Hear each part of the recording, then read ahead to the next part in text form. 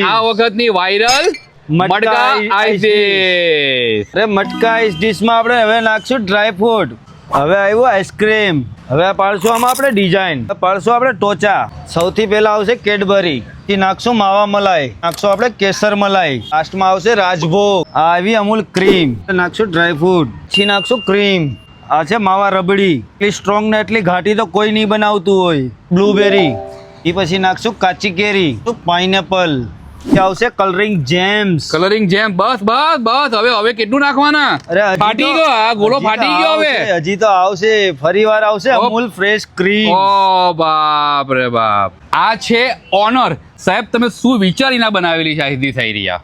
સુરતમાં ફક્ત ને ફક્ત આપણે ત્યાં જ મળશે.